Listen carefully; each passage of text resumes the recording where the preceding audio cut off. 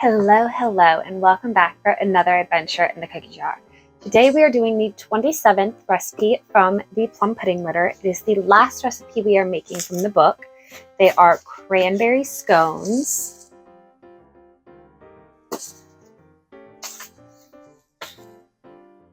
I would say it's not a very long recipe. It's only about 2 pages plus the ingredients.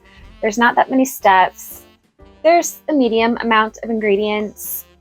But here's the thing. I have never made a good scone. I have tried, but they've never come out right. I think I overmixed the dough, or they're too dry, or they're too something, or maybe I just don't know how to properly work with them. So if I can make these work and they come out good and not dry or tough, then this will be an exceptional scone recipe I will recommend to everyone. However, like I said, I am scone challenged, so if these don't come out right, I will not blame the recipe. That's me. But for this recipe, we are preheating the oven to 425. You're going to want 3 cups of all-purpose flour, 2 tablespoons of sugar, 2 teaspoons cream of tartar, important, 1 teaspoon of baking powder, 1 teaspoon baking soda, half a teaspoon of salt, half cup softened salted butter, 1 stick. It does specifically state salted butter. 2 large eggs beaten, 1 cup unflavored yogurt. Do y'all know how hard it is nowadays to find regular yogurt? Like growing up, that's all there was. And then about 20 years ago, Greek yogurt started happening.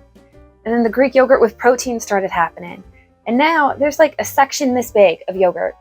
And then the rest of it's Greek yogurt. Which I don't mind, I like Greek yogurt. But when you need plain yogurt, it's not that easy to find. And then 1 cup sweetened dried cranberries, half a cup of whole milk. So, with that being said, let's get started. This is everything we need for this recipe today.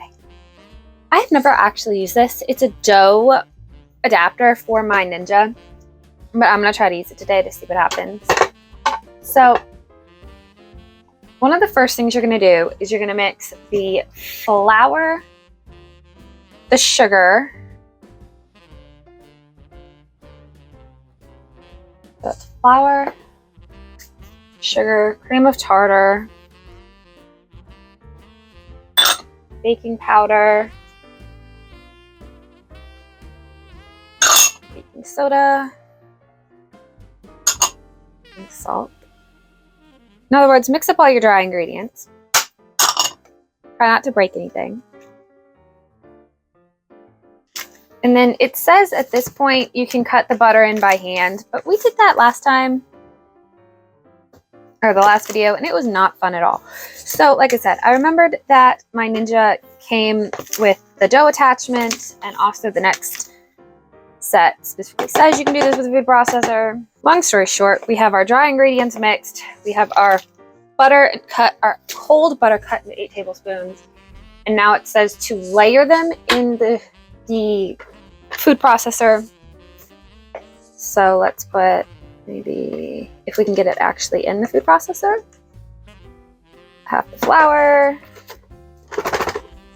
put 4 chunks of butter, and then with the rest of the flour.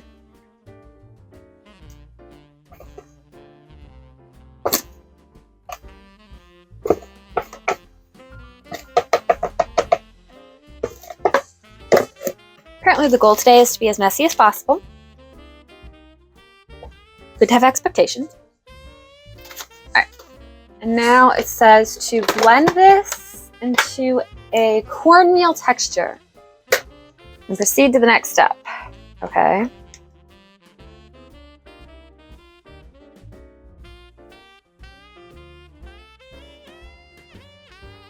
Alright, to this we are adding the eggs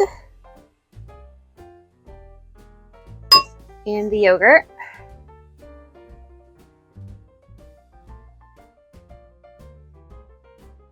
Next is the cranberries.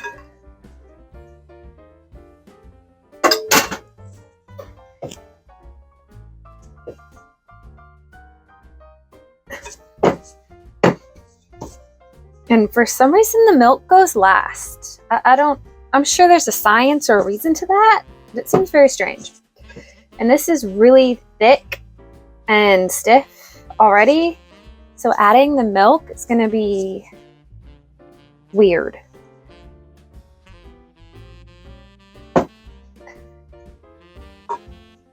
All right, and then our milk.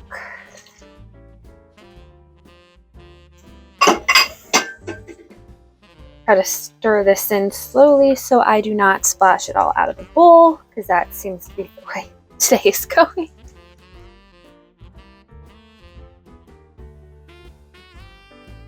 I think I prefer these dry. Getting this milk mixed in is very hard. And also, this is the wettest scone recipe I've ever seen.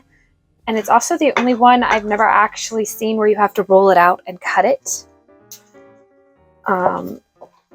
That is different. Hopefully good different, and the fact that they will come out delicious.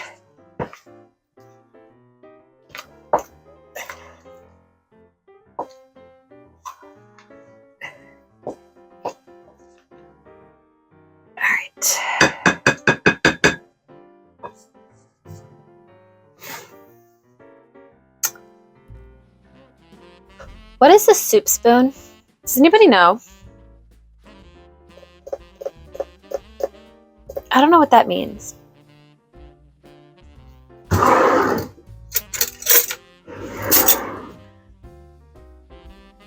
This doesn't seem big enough, but it's kind of the closest thing I have to a soup spoon. Oh, wait.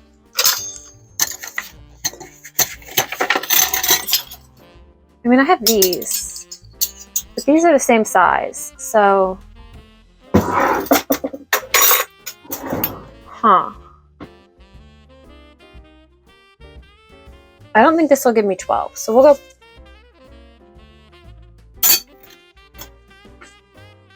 We're gonna go with this one. And if it's not 12, I can just dollop them up, I guess. I don't know.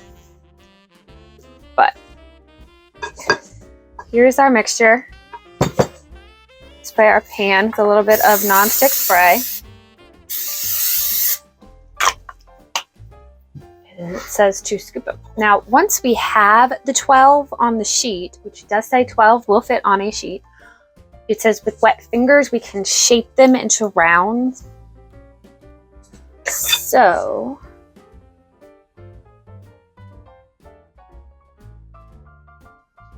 this is definitely going to end up with some reshaping of the masses because I have a lot left over.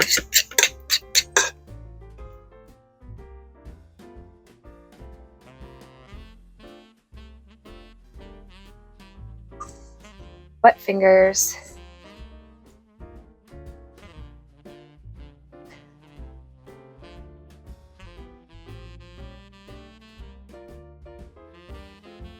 All I will admit to is that I tried. They look hilarious, but they're gonna bake for 12 to 14 minutes. We'll see what we end up with. So this is what we pulled out of the oven. It says to let it cool for 5 minutes. We have done that. These are our 12 scones. Hopefully they are delicious. That is the pancake bottom. Is a scone just a weird pancake? I don't know. But they are still a little warm. They look like inside. Still see some steam coming off of them. They smell like a pancake. They don't look dry. I will give them that.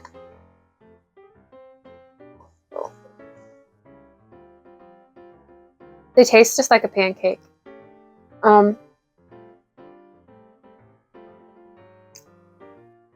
When I think of scone, this isn't what comes to mind.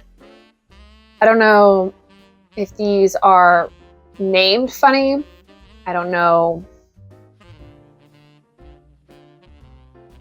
I've been about to rock a scone. They're not bad. They could do with some butter.